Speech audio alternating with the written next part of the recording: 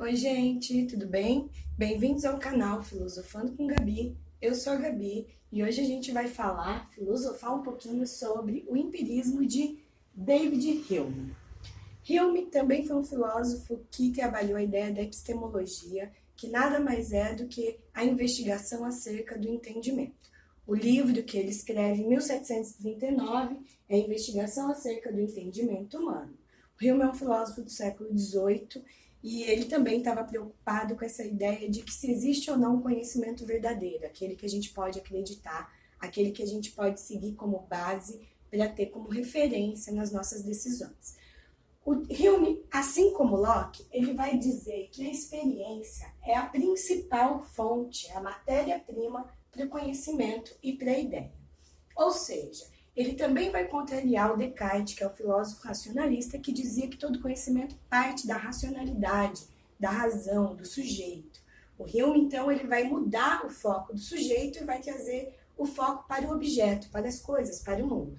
Para isso, obviamente, a ideia dos sentidos, tato, olfato, visão, paladar e audição, são fundamentais para que a gente consiga entender o que é o mundo. E para ele, como John Locke afirmava que a mente é um papel em branco, ele também não discordava disso. A mente, ela deve ser auxiliada, ela só existe depois que a gente vive as experiências da vida, do dia a dia. Então, ele divide da seguinte forma. Ele começa trabalhando com a ideia de impressão sensível, percepção imediata, lembrança das impressões e ideia.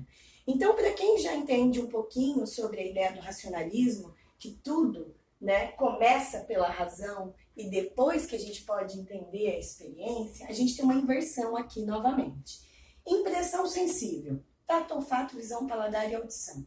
Quando eu olho uma coisa, por exemplo, vocês estão aí assistindo essa aula, certo? Vocês estão vendo a minha lousa. Essa lousa, ela tem algumas cores. Ela tem azul, ela tem preto, o fundo dela é branco.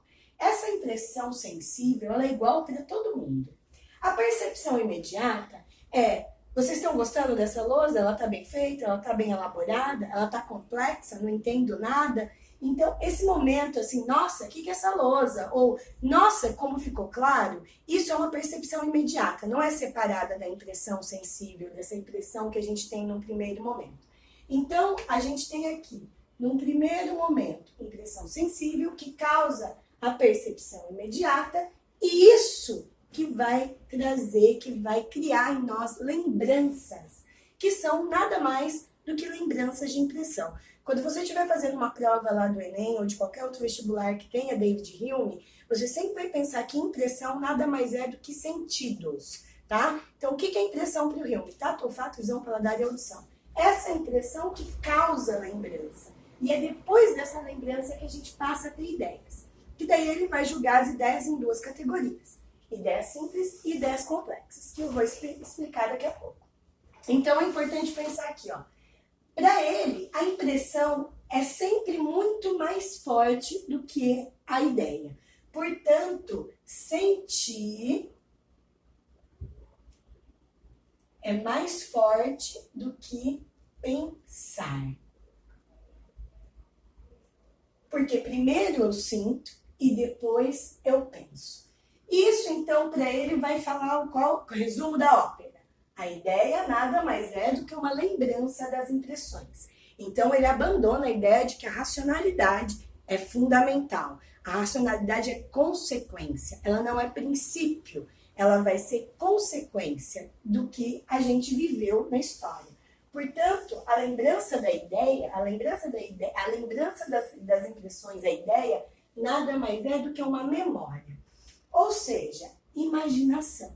Então, quando a gente pensa que imaginação, memória, e aí vem aqui, ó, fantasia, são coisas que podem nos confundir. Portanto, a gente não pode ter isso como como princípio de conhecimento. A gente tem que voltar sempre à experiência para a gente ter certeza daquilo que a gente está vivendo. O que significa? Eu vou dar um exemplo. Se você tem uma cicatriz, algum machucado, olha aí no teu corpo, você deve ter algum machucado, alguma coisa que você já fez. Quando você olha para essa cicatriz, você lembra do dia que ela aconteceu. Mas você vagamente vai lembrar da dor, por mais que ela possa ter sido muito forte. Tudo isso não vai te fazer viver de novo aquilo, vai te fazer lembrar daquilo. E, inclusive, a gente pode ter lembranças equivocadas daquilo que realmente aconteceu. Vou dar um exemplo. Alguém já teve a oportunidade de voltar para algum lugar que viveu na infância e quando voltou, imediatamente pensa, nossa, mas parecia maior. Nossa, mas parecia diferente. O lugar é o mesmo, ele não mudou. Mas o que mudou? Você. Então, como você percebe agora, não é equivalente à lembrança que você tem. Por isso que você tem que sempre conseguir ou ir atrás da ideia da experiência. Você tem que sempre buscar viver as coisas novamente para você não julgar por precipitação, por a priori, sem ter noção do que realmente aconteceu. Então, o Hume ele vai trabalhar com uma coisa para explicar para a gente como a fantasia, a memória e a imaginação podem ser enganosas. Ele trabalha com o princípio da associação de ideias. Ou seja, como que a gente forma ideia? Juntando várias ideias simples, que sempre correspondem a algo do mundo material. Se você observar lá em cima, eu puxei, ó, mundo material, ideia simples tem um correspondente no mundo material. Em compensação, as ideias complexas, elas podem fazer parte de uma fantasia. Eu vou dar um exemplo. Se você já comeu uma carne de rã, você sabe que ela tem gosto de frango e textura de peixe. Se você nunca comeu uma carne de rã, você está imaginando. Por quê? Muito provavelmente, se você não é vegano desde que nasceu, você já comeu um peixe, você já comeu um frango que trouxe para você impressão sensível, percepção imediata e trouxe uma lembrança. Quando você junta o frango e o peixe, eu falo para você, você comeu praticamente uma rã. E aí você vai ficar imaginando como isso é. Isso vai estar na sua fantasia, porque isso é uma ideia complexa. Não corresponde à realidade. A partir do momento que você tiver a oportunidade de comer uma carne de rã, aí sim você vai ter ideia do que isso significa de fato. Então, o princípio de associação de ideias nada mais é do que você juntar várias impressões sensíveis e somente a partir disso que te deu matéria-prima que você vai conseguir formar algum tipo de conhecimento ou algum tipo de ideia. Então, o Hume, ele vai dizer, a imaginação está no campo da associação das ideias. E aí ele divide em 3 partes. Semelhança, contiguidade, causalidade. Coloquei em destaque a causalidade porque a gente vai abordar isso de uma forma um pouquinho mais eficiente. Semelhança, por exemplo, quando você vê uma foto e lembra de alguém. Você olha e fala, nossa, essa foto lembra minha mãe, essa pessoa lembra meu tio. Então, assim, por que você já viu seu tio, porque você já viu sua mãe, quando você se depara com uma outra figura que lembra, você associa. Princípio de contiguidade é quando você trabalha com a ideia de tempo e espaço. O que significa isso? Se eu falo para você, tá chegando dezembro, o que vem na cabeça? Natal. Se eu falo, nossa, janeirão tá aí, férias. Então, tudo isso, essa ideia de ter... Ou você entra num lugar que você nunca entrou antes e você fala, nossa, parece a casa da minha avó. Então, esse é o princípio de contiguidade, tempo e espaço. Então, alguma coisa dentro do tempo ou dentro do espaço faz com que você lembre de outras coisas. Ideias complexas vão se formando. E, por último, e não menos importante, o princípio da causalidade. O que é causalidade? A ciência trabalha com causalidade. E eu não sei se vocês sabem, mas o David Hume, ele era um cético. Ele não acreditava que podia existir uma verdade absoluta, uma verdade inabalável, que nunca ninguém derrubaria. Então, para ele, a ciência nada mais é do que uma explicação provisória para o mundo que a gente tem agora. Por isso que a ciência muda, por isso que a ciência quebra os paradigmas. Por quê? A ciência trabalha com o princípio de causalidade. Qual é o princípio de causalidade? A partir da indução, o que é indução? Quando eu olho uma coisa acontecendo várias e várias vezes, eu passo a acreditar que isso sempre vai acontecer, que isso sempre vai se repetir. E aí eu começo a prever acontecimentos. Só que isso pode trazer pra gente o quê? Falhas. Por quê? Por exemplo, se a gente para e olha um lugar e fala, tá saindo fumaça, nossa, vamos lá, tá pegando fogo. Não, é um experimento com gelo seco.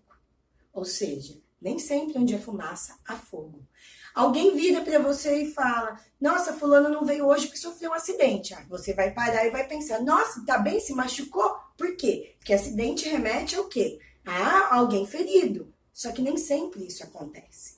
Então o Hume, ele vai falar, a gente não pode acreditar que a ciência é detentora da verdade. Por exemplo, pessoas também que já foram diagnosticadas com pouco tempo de vida. E aí, de repente, essa pessoa que tinha 3 meses de vida não morreu.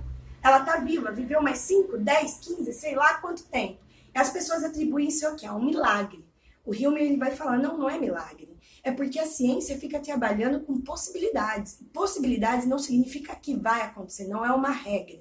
Então, porque eu tive 200 pacientes com o mesmo quadro e os 200 morreram em 3 meses, de repente, o milagre acontece. Na verdade, o ser humano não é capaz de interpretar a natureza de uma forma tão eficiente quanto ele se julga. Então, a gente trabalha com previsões. A gente trabalha com a previsão do tempo, que diz que vai chover e não choveu, que diz que ia ter sol e ficou nublado. Então, ele vai falar que a gente acaba criando um hábito. E o que é o hábito para o Hume? Nada mais do que um sentimento afetivo racional, vulgo crença. Então, hábito e crença é a mesma coisa. Então, a gente percebe aqui que ele desconstrói completamente a ideia da ciência. Então, ele é conhecido como um filósofo extremamente ceticista.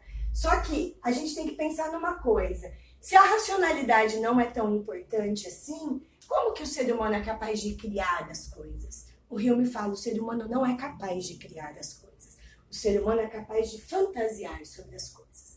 Então, o que ele fala? Ele fala que quando a gente junta várias ideias complexas, ideias simples, a gente cria ideias complexas, que nada mais são do que fantasia, imaginação e que fazem parte da nossa memória. Como? Fadas existem? No imaginário, na fantasia, sim. Mas o que é uma fada? Uma mulher pequena com asas de borboleta ou de libélula. Você já viu libélula, você já viu borboleta, você já viu mulher. Você é capaz de diminuir a mulher, pôr asa e fazer ela voar. Então aí você cria a ideia de que as fadas existem. Duendes, homens pequenos, orelhudos. Um dragão, nada mais que um grande jacaré com asa. Um elefante rosa voando, nada mais que um elefante cor-de-rosa com asa. Então a gente compõe. E se a gente parar para pensar alienígenas, tudo que a gente constrói no nosso imaginário, na ficção científica, nada mais são do que junções de ideias simples, ou seja, que correspondem ao mundo material, que a gente junta da forma que a gente acha adequado para aquele momento e cria uma fantasia. Então aqui você percebe que ele desconstrói toda a nossa capacidade intelectual e racional de criar. Então nós somos capazes de criar, sim, coisas que já conhecemos dentro de categorias que trabalhamos, que são os sentidos. Portanto, sem os sentidos, nós não seríamos capazes de ter ideias. A gente aprende porque a gente vê, porque a gente ouve. Então, se a gente parar para pensar numa pessoa que tem algum tipo de deficiência, que nasce cega ou que nasce surda, a gente percebe que existe uma interpretação do mundo para essas pessoas que é diferente da que a gente tem. Significa que ela está errada ou que ela é inferior? Não. Mas essas pessoas, elas têm que driblar o sentido que lhe falta para criar, a partir de outros sentidos, percepções imediatas que formam ideias. Então, a ideia é primeiro, a impressão é primeiro e a ideia está em segundo plano. Portanto, a racionalidade, ela deve ser sempre testada. A gente sempre tem que voltar à experiência para ter certeza que um objeto sempre vai cair. Nada me garante que a gravidade vai existir para sempre.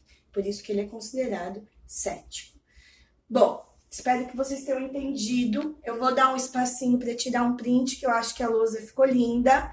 Tira um print para estudar em casa e bem nos vestibulares aí. Minutinhos. Ok? Então, até a próxima. Espero que vocês tenham gostado. Se gostou, deixa um like, se inscreve no canal. E se tem alguma dúvida, deixa um comentário, tá bom? Um beijo e até a próxima.